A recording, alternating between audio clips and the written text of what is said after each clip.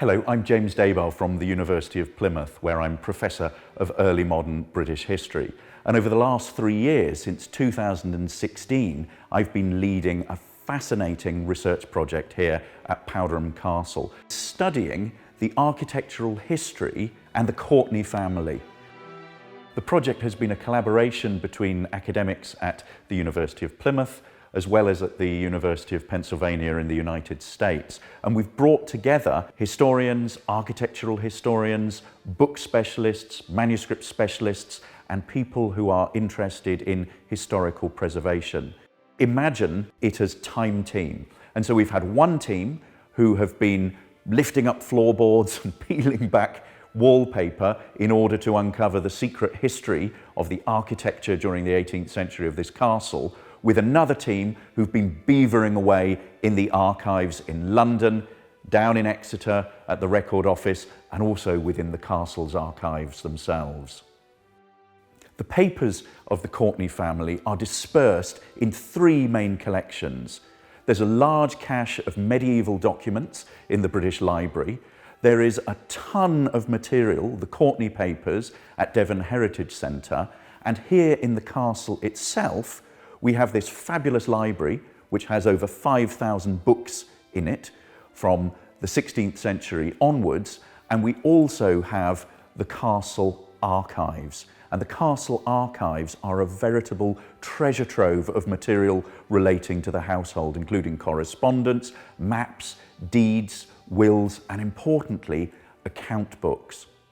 As part of the project, we've been working with various community groups, including Kenton History Society, who've been working on a 1790 map book.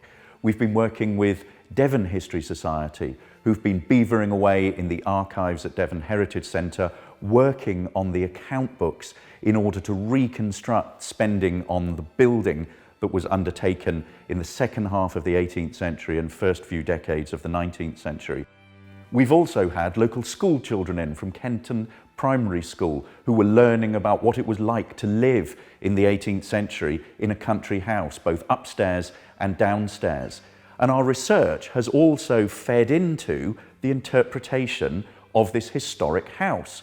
And we've been working with Plymouth Pride to develop a LGBT tour around the house. We've also been working with disability charities to do a sensory garden that has opened up the American garden for visitors.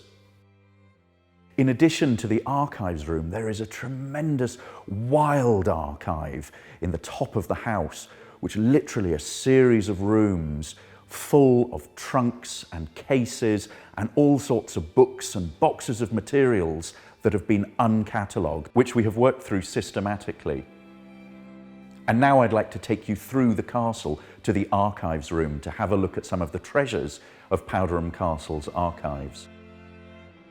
So here we are in Powderham's archives room, surrounded by dozens and dozens of boxes of historical documents that the team has used to reconstruct the history of the castle and the history of the Courtenay family. And I just now want to give you a flavour of some of the gems that we've been working on. I have in front of me here a servant's ledger from 1764, and in it is listed all the names of the various servants who worked in the castle and the various items that were paid to them. So we have here an entry for one Mrs. Jane Harcourt, a young lady's woman, and in 1780, on the 21st of March, she was paid in full to Christmas last £6, 9 shillings and 8.5 pence. This is absolutely fascinating. From this, we get a sense of the ordinary people that worked within the castle. The archives are full of all sorts of important historical documents from the 13th century through to the present day. One of the most remarkable finds that we came across was this wooden box. And if you open it up, it is crammed full of prayer books belonging to the Courtenay family from the 18th century through to the 19th century. And we have a small book here that is inscribed in the front to C.L. Courtenay from Archdeacon Berrens, the 9th of February 1840. And more extraordinary still, we have a couple of finger prayer books.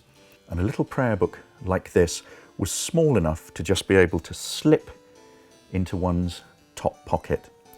So I think what you've got then is a sense of the incredibly rich archival material that survives for Powderham Castle and the Courtenay family.